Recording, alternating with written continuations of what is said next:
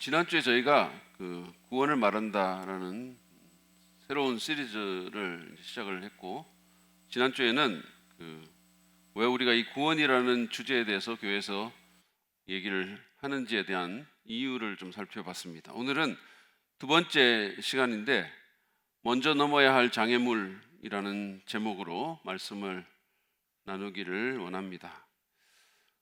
우리가 누구하고 관계를 맺거나 또는 어떤 단체에 들어가려고 하거나 또는 무언가 새로운 일을 하려면 넘어야 할 장애물들이 좀 있죠. 그렇죠? 제가 지금의 제 아내와 결혼을 하려고 했을 때 저는 몇 개의 장애물을 넘어야 했습니다. 그 중에 하나는 저와 결혼하고 싶어하는 수많은 여성들을 포기시키는 일이었었어요. 왜 안 하세요? 진짜 장애물이 있었어요. 사실은 가장 큰 것은 저에 대한 처가 식구들의 어떤 의구심이라는 장애물이었어요. 저는 당시에 직업이 없었고 그냥 미국 유학을 준비하던 유학 준비생이었습니다. 저희 집이 엄청 부자거나 장래가 보장되어 있거나 그런 것도 아니었어요. 그러니까 어떻게 보면 말이 좋아 유학 준비생이지 백수라고 해도 그리 틀린 말이 아니었어요. 제가 그 당시에 즐겨 쓰던 말 중에 나는 동백년 회장이야, 동네 백수 연합회 이런 거 있잖아요. 그러니까 이런 식이었죠. 그러니까 좀 아무래도 좀 이렇게 딸을 주기에는 미흡한 부분이 있었겠죠. 근데 이런 저와는 달리 저희 아내는 그 당시에 중학교 교사라는 안정된 직장을 갖고 있었습니다. 그리고 지금은 안 그러던데 그 당시에는 이렇게 유학을 가고 미국을 가면 그걸 포기를 했거든요. 직장을. 그러니까 제 아내가 저하고 결혼을 하게 되면 그 안정된 직장을 포기해야 했던 거죠. 이런 제게 자기 딸을 선뜻 이렇게 내어주겠습니까? 솔직히 저 같았으면 안 줬을 것 같아요. 그래서 저는 그런 처가 식구들의 의구심을 불식시켜야 했습니다. 그런 장애물을 넘어야 했었죠. 우리가 기독교 신앙에 입문하고 복음을 받아들이고 구원을 받는 이런 문제에도 장애물이 없지 않습니다. 사실 복음이라는 것은 이게 굿뉴스잖아요. 그러니까 좋은 소식이라는 거죠. 그리고 지금 우리 모두가 처한 한계 상황이라든지 어려움, 그리고 죽음의 확실성과 그에 대한 모든 인간의 실존적 두려움 등을 고려해 보면 선물로 주신다는 이 구원은 사실은 상당히 매력적인 제안입니다. 근데 그것을 우리가 받아들이지 못하는 것은 나름대로의 장애물이 있기 때문이죠. 그래서 오늘 저는 그런 장애물 가운데 대표적인 두 가지에 대해서 좀 다루어보려고 합니다. 그래서 이런 장애물을 넘어서 구원에 이르는데 조금이라도 도움을 드리기를 원하는 것이죠. 첫 번째 장애물은 기독교인이나 교회에 대해 안 좋은 기억이라는 장애물입니다. 이것은 기독교인이 만든 장애물이에요. 전도를 하다 보면 이 기독교나 또는 교회나 또는 그리스도인에 대해서 안 좋은 기억이나 경험을 가진 사람들을 종종 만납니다. 제가 이전 교회에서 있을 때는 분기마다 한 번씩 이렇게 나가서 노방전도를 했었는데, 한 번은 어느 할머니와 이렇게 대화를 나눌 기회가 있었어요. 근데 그 할머니는 자기 며느리가 교회를 열심히 나가는 사람인데 얼마나 못돼 먹고 소위 말해서 네 가지가 없는지 치가 떨린다고. 그래서 자기 며느리를 보면 예수 믿고 싶은 생각이 싹 사라진다고 했습니다. 이번에 저희 목장 보고서를 이렇게 보니까 VIP를 위한 기도 제목 이런 게 있거든요. 근데 거기서 본 내용인데, 우리 교회 어떤 성도의 장인 어른은 청년 때 헌금을 안 낸다는 이유로 교회에서 배척을 받은 뒤부터 교회에 대한 반감이 크다라고 그렇게 했습니다.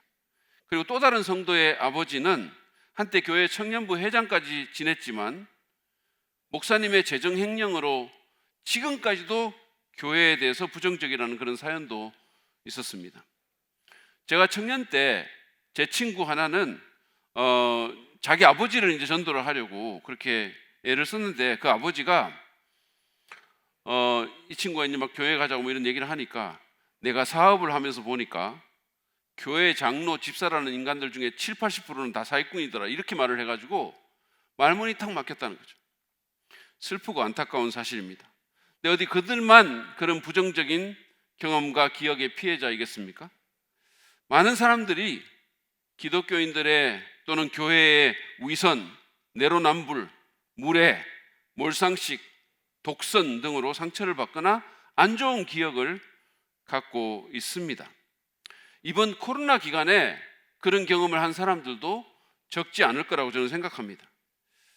물론 어떤 인간이나 또는 인간의 집단 가운데는 다 위선이 있죠. 그리고 다 문제가 있습니다. 그런데 기독교인의 경우는 말하는 것과 믿는 내용이 워낙 고상하다 보니까 문제들이 더욱 도드라져 보이죠. 그리고 심지어는 이런 것들이 여러 사람에게 혐오감을 조성하기도 하는 겁니다.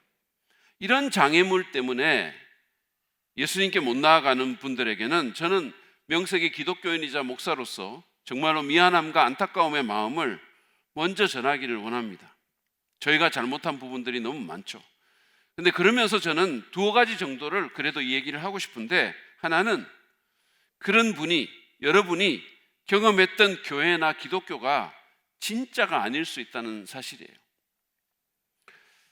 제가 지난주에도 언급했지만 예수님은 마태복음 7장 21절에서 나더러 주님 주님 하는 사람이라고 해서 다 하늘나라에 들어가는 것이 아니다라고 분명히 말을 하셨어요. 가짜가 있다는 겁니다. 이것은 성경 전반에 걸쳐서 나와요. 가짜가 있습니다. 종교적이지만, 교회에 나가지만, 굉장히 열심도 있고 직분도 받았지만, 목사일지도 모르지만, 그러나 생명 없는, 구원받지 못한 기독교인이 있을 수 있다는 겁니다. 사실은 우리가 생각하는 것보다 더 많을 수 있습니다. 예수님 당시에 그분을 십자가에 매 달았던 사람들, 그를 십자가에 못 박은 사람들은 지금으로 치면 교회도 열심히 나가고 성경도 가장 많이 아는 사람들이에요. 예수님 십자가에 못 박았던 사람들이 그 당시에 성경을 제일 많이 아는 사람들이었습니다. 가장 종교적인 사람들. 사람들이 볼 때 굉장히 거룩하고 높은 직분을 갖고 있고 열심히 있었던 사람들이에요. 그런데 그런 사람들이 예수님과 반대되게 행하고 적대하고 오히려 사람들이 하나님께 나가지 못하도록 만든 거죠. 참 하나님께. 예수님은 그런 사람들을 향해서 화를 선포하시면서 마태복음 23장 13절에서 이렇게 말씀하십니다.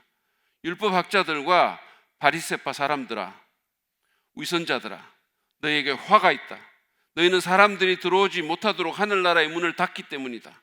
너희는 자기도 들어가지 않고 들어가려고 하는 사람도 들어가지 못하게 하고 있다. 여러분, 지금 우리가 바리새파 성경에서 이렇게 복음서에서 들어가지고 그 바리새파 그러면 당장 떠오르는 이미지들이 있죠. 그런데 그 당시는 전혀 그렇지 않았어요. 저는 실제로 현대의 바리새파 사람을 사진으로 이렇게 보고 그 기사를 읽기도 했는데 굉장히 점잖고 너무 괜찮았어요, 사실은. 근데 그런 사람들이 가짜가 있다는 거예요. 가짜. 하늘나라의 문을 막고 있는 사람들이라는 거죠. 오히려 마태복음 18장에서는 작은 자 하나를 실족하게 하는 사람은 차라리 연자 맷돌을 메고 바다에 빠뜨리는 게 낫다는 예수님이 하신 말씀, 무서운 말씀이에요. 예수님은 여러분을 하나님으로부터 등을 돌리게 만든 그 종교인들에게 여러분과 같은 분노와 안타까움을 가지고 계심을 아시기 바랍니다. 그리고 이미 예수님을 믿는 분들은 이러한 주님의 반응을 보면서 한 영혼을 실족시키는 것이 얼마나 엄청난 일인지를 깨달으시고 믿는 바에 합당한 삶을 살도록 결단할 필요가 있는 겁니다.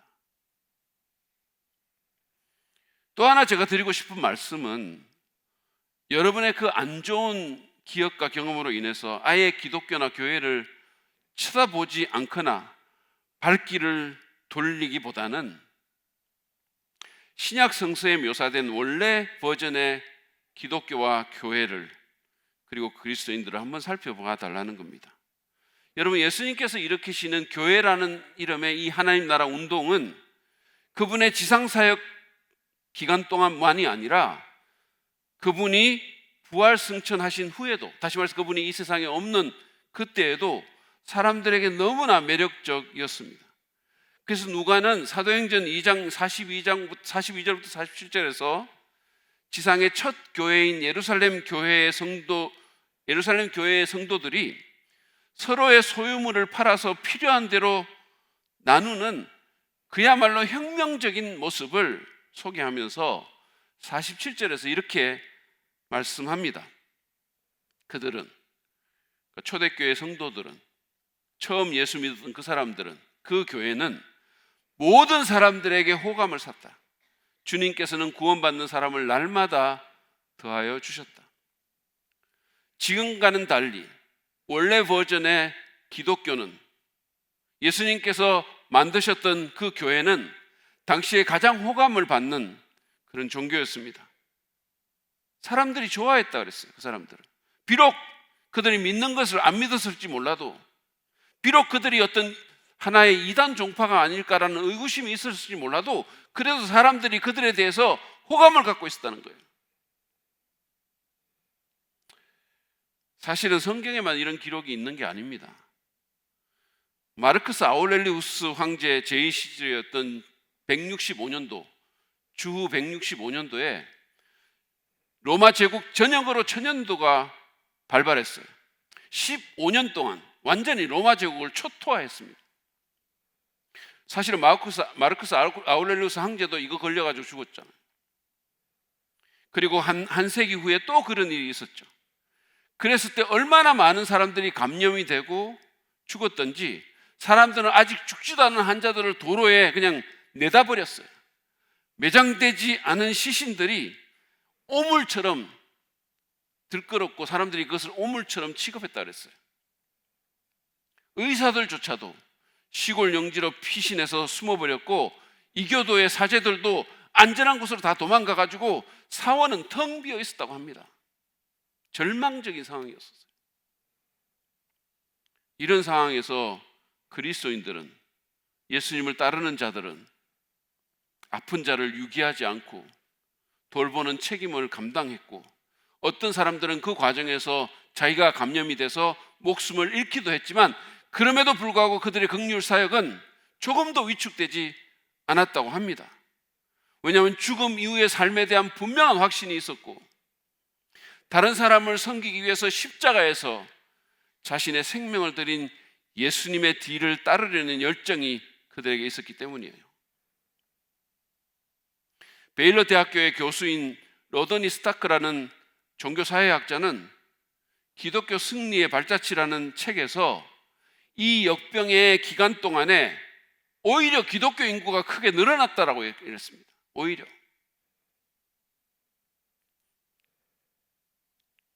그게 너무 아름다웠던 거죠, 사람들에게.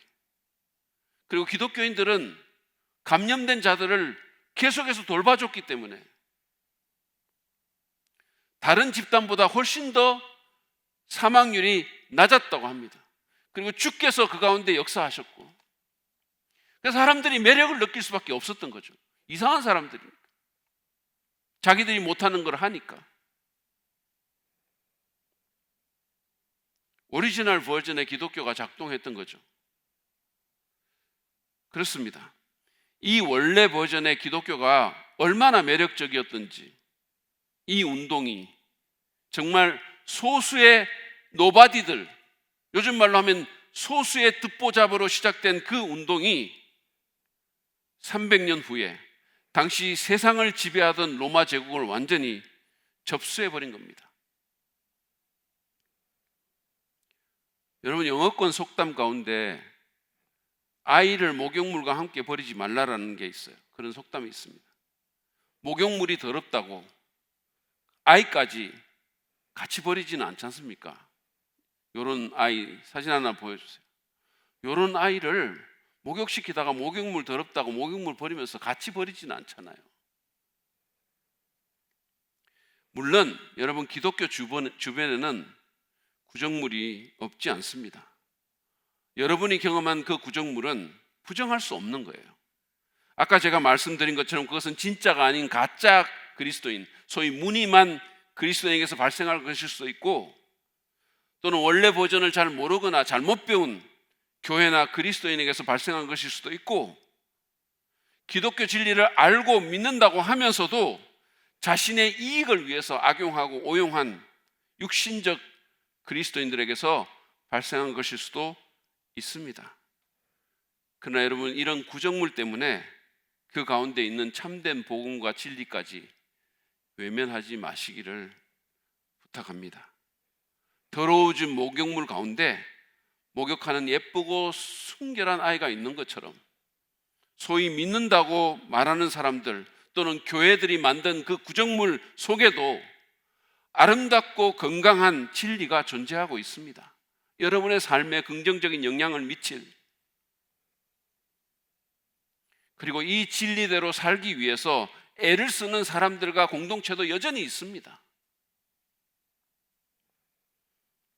그러므로 부디 아이를 목욕물과 함께 버리지 마십시오. 기독교의 복음과 그 아름다운 진리를 그 주변의 구정물과 함께 버리지 마시기를 간절히 바랍니다. 한 번 더 기독교에, 한 번 더 교회에 기회를 주시기를 부탁합니다. 두 번째 장애물은 기독교에 대한 지적 의문이라는 장애물입니다. 기독교인이나 교회에 대한 안 좋은 기억이나 경험이라는 장애물을 가진 사람이 있는가 하면, 어떤 사람은 기독교에 대한 의문이라는 지적 장애물을 가진 사람들도 있습니다. 그들은 기독교가 주장하는 것이 진짜 맞는 건지, 믿을 만한 건지, 믿으라고 말은 하는데 정말 그 믿을 만한 근거가 있는 건지 의심하고 궁금해합니다. 그냥 마음이 약한 사람들 또는 지적 능력이 없는 사람들이 사후 보험 차원에서 눈 질끈 감고 주여 믿습니다 그러면서 지적 자살을 하는 것은 아닌지 궁금해하는 거죠. 제가 미국의 물리학 대학원에서 공부하던 시절에 같이 공부하던 한 친구 부부에게 예수 믿고 같이 교회 가자고 했을 때 그때 들었던 대답이 그런 식이었어요. 그 부인이, 지금은 뭐 교수인데 그 당시에는 이제 대학원 물리학과 박사 과정이었나 그랬어요. 근데 그 부인이 이런 말을 하는 거죠. 나는 그냥 무조건 믿으라는 기독교가 너무 싫어요 이러더라고요. 누가 무조건 믿으라고 했습니까? 근데 그 사람이 기독교에 대해서 갖고 있는 이미지가 그랬던 거죠.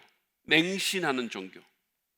무조건 믿으라고, 무조건 아멘 하라고, 믿습니다 그러라고. 그런 사람들과 교회가 있을지 모르겠어요. 그러나 원래 기독교는, 성경에서 우리가 만나는 그 기독교는, 예수님이 만드신 그 운동은 맹신을 강요하지 않습니다. 여러분, 기독교 신앙과 복음에는 믿을 만한 근거가 있습니다. 솔직히 많아요. 여러분들이 지적 자살 감행하지 않고도 얼마든지 믿을 수 있어요.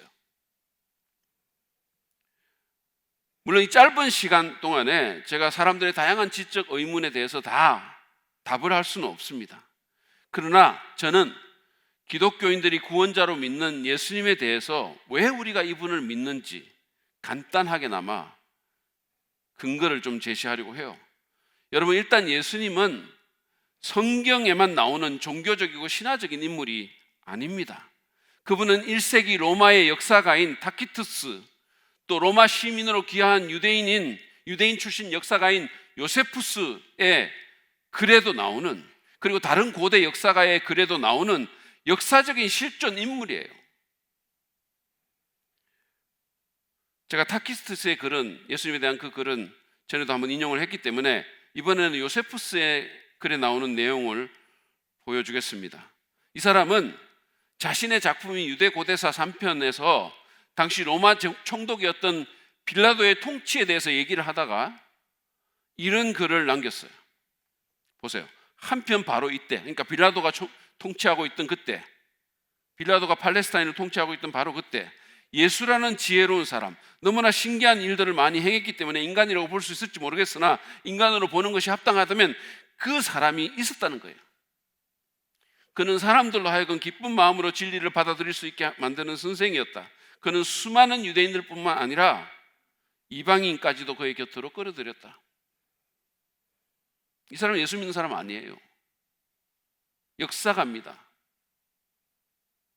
로마 황제에게 언덕을 입었던 유대인 출신의 역사가예요. 유명한 사람이에요. 지금까지도 그 책들이 있어요. 근데 그가 예수라는 사람이 있었다고. 그러면서 그는 예수님의 십자가 죽음과 부활에 대해서 쓰고 자신이 그 글을 쓰고 있던 1세기 말에도 그 이름을 따르는 그리스도인들이 많이 있다라고 얘기를 했어요. 여러분, 제가 한번 질문해 볼게요. 우리 중에, 저를 포함해서 우리 중에 대한민국의 가장 권위 있는 역사가의 책에 그 이름이 실릴 사람이 있습니까? 한번 손 들어보세요. 나는 실릴 수 있다. 대한민국의 가장 권위 있는 역사가의 책에 한국 근현대사에 내 생애가 나올 수 있다. 한번 손 들어보세요. 예를 들어서 여러분, 세계적인 명성을 지닌 역사가가 한국 근현대사를 쓰는데 거기에 이런 내용이 들어가겠어요? 그때 이재기라는 훈남 목사가 경기도 군포에 있었다. 그는 송정지구에서 목회를 하며 재밌기 TV라는 개인 유튜브 사역도 했는데 구독자가 무려 560명에 달했다. 그가 목회했던 사랑 믿는 교회는 성도들이 아멘을 하지 않는 것으로 유명했다. 뭐 이런 게 나오겠어요? 절대로 안 나오죠. 저뿐만이 아니라 거의 대부분의 목사님들, 아니 거의 대부분의 대한민국 사람들, 그런데 안 실립니다. 실리는 사람들 극소수예요. 근데 예수님은 실렸어요. 세계적인 역사가의 글에 그분의 이름이, 생애가 실린 거예요. 지금까지도 그래서 그 내용이 회자되고 있죠. 그 책들이 출판이 되고. 여러분, 이런 사람이 신화적 인물이라고요? 말이 안 되는 얘기죠. 너무나 무지한 얘기죠. 역사를 너무 모르는 거죠. 그뿐이 아닙니다. 여러분, 예수님은 탄생하기도 전에 그 생애가 이미 예언된 분이세요. 플로이드 해밀턴이라는 학자는 구약 성서 안에 예수님에 대한 예언이 332개가 있다고 했어요. 구약 성서가 예수님 탄생하기 이전에 이미 있었다는 것은 1947년도 사해사본이라는 기원전 2세기 구약 사본의 발굴로 오늘날 그 누구도 의심하지 않아요. 여러분이 지금 보는 이 사본이 1947년도에 발굴된 거죠. 근데 이게 측정을 해보니까 기원전 2세기, 3세기 이런 거죠. 특별히 이사야의 일부 사본은 기원전 4세기 것도 있었어요. 다시 말해서 예수님 탄생하기 400년 전에 이미 이런 것들이 쓰였다는 거예요. 적어도 사본이 있다는 거예요.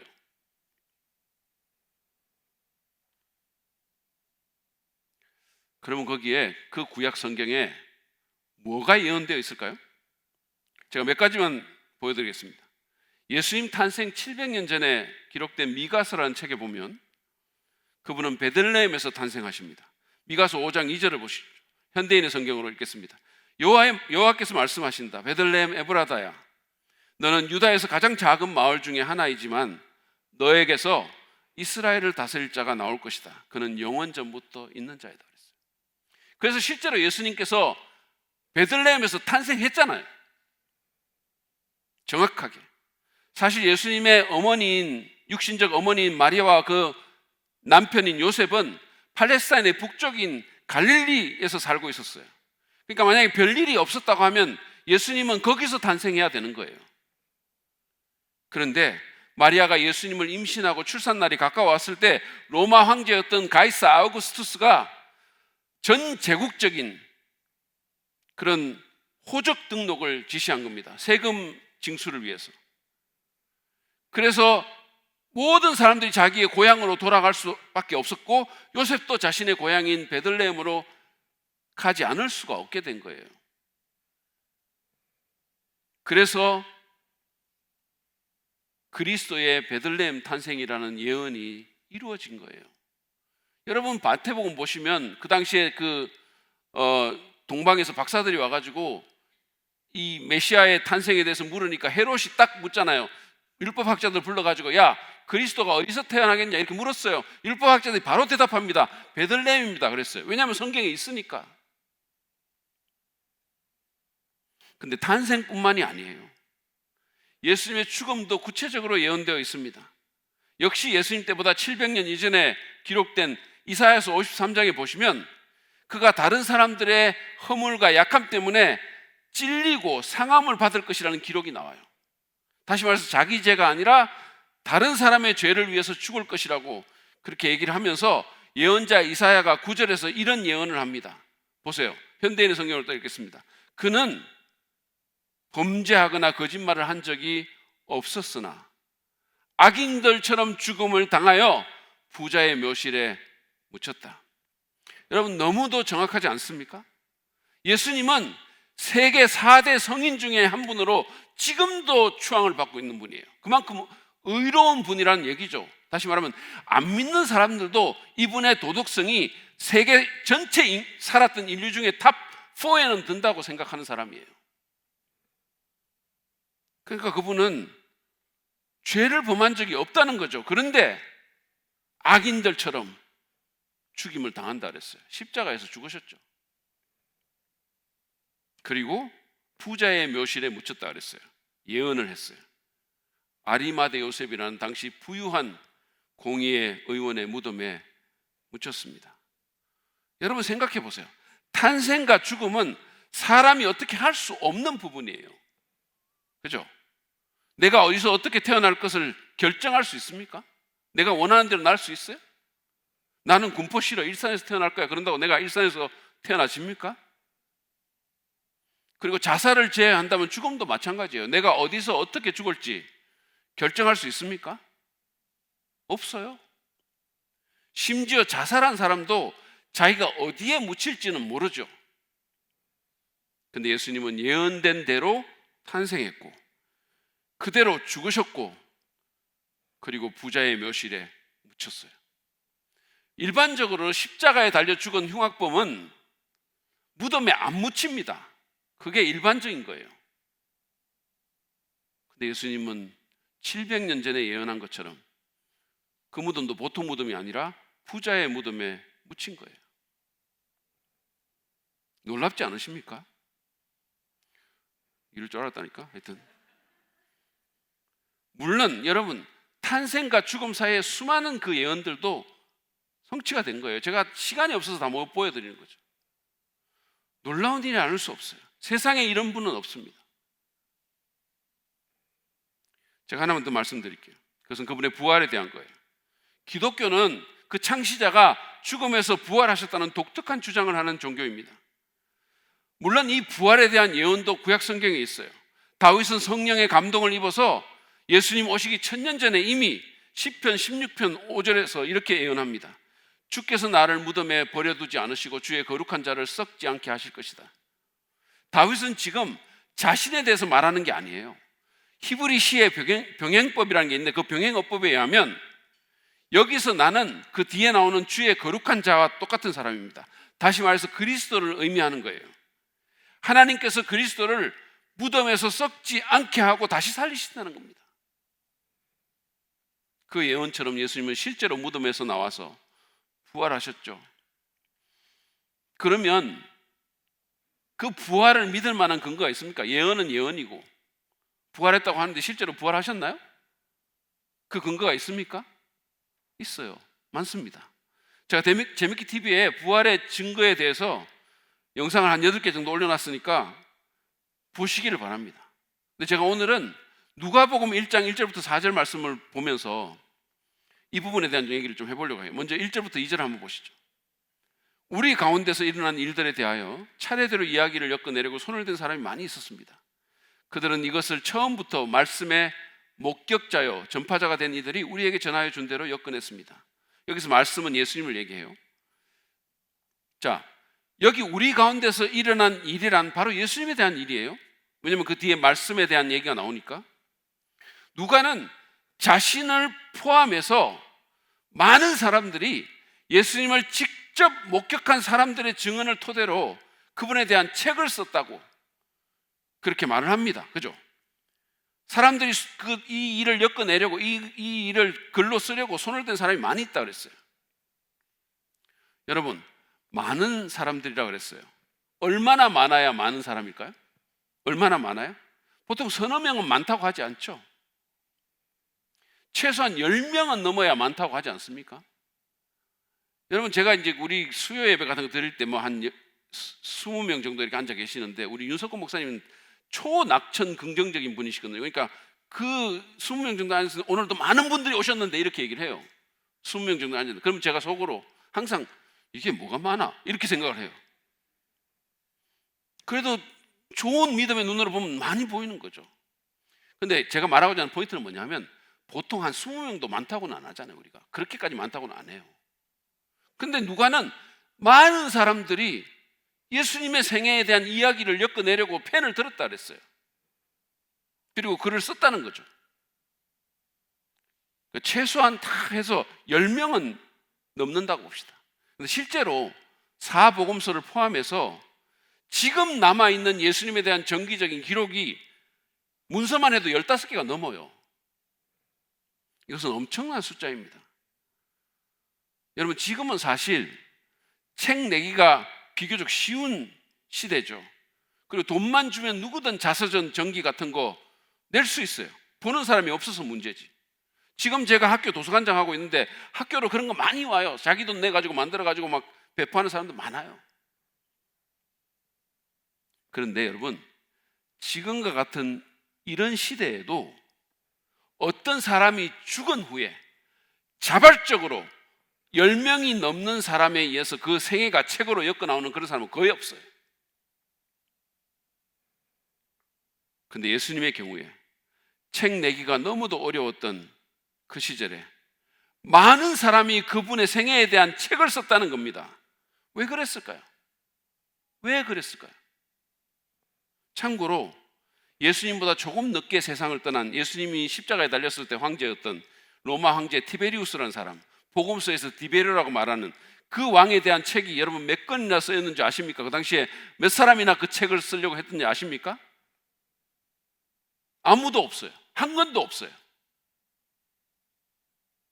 그냥 요런저런 기록들이 남아있을 따름이에요. 책은 없어요. 그런데 왜 왕족도 아니고 왕도 아니고 가난한 목수 출신의 랍비에 대한 책이 당시에 그토록 많이 쓰였을까요? 왜 그랬을까요? 그것도 십자가에서 비참하게 죽은 사람에 대해서 말입니다. 실패한 인생인데 그게 다라면 왜 수많은 사람들이 이 사람의 얘기를 책으로 엮어내려고 애를 썼을까요? 그것은 그 사람의 생애 가운데서 기록으로 남기지 않으면 안 될 무언가가 있었기 때문이에요. 무언가 가치 있고 놀라운 일이 일어났기 때문이에요.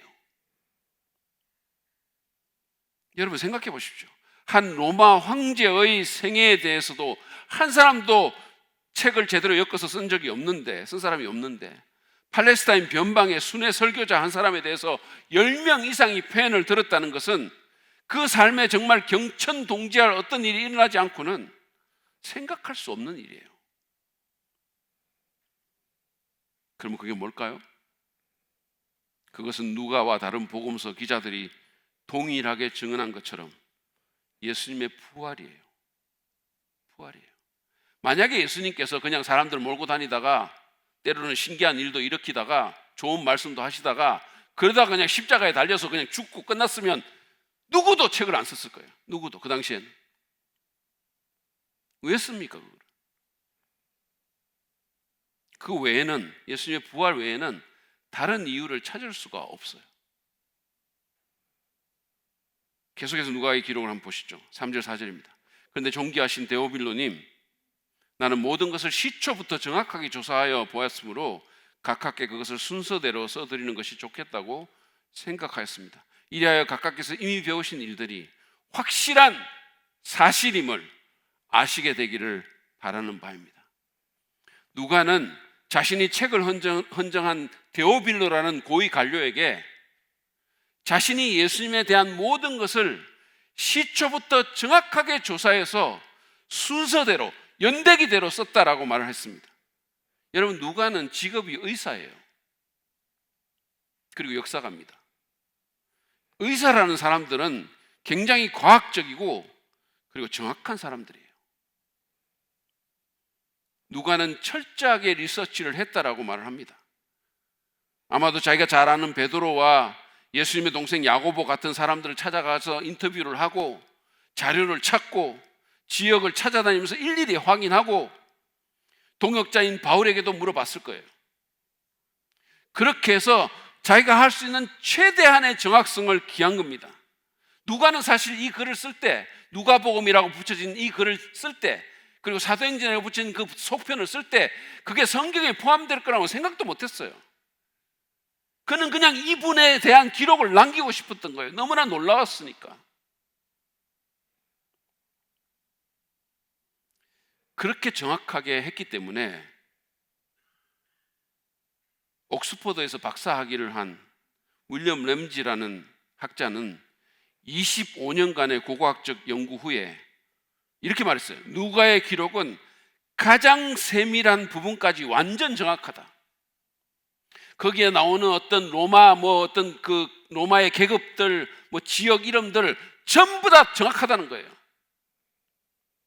이 램지라는 사람은 원래 무신론자였는데 단순히 학문적인 관심 때문에 예루살렘에서 고고학적 연구를 했던 거예요. 25년 동안.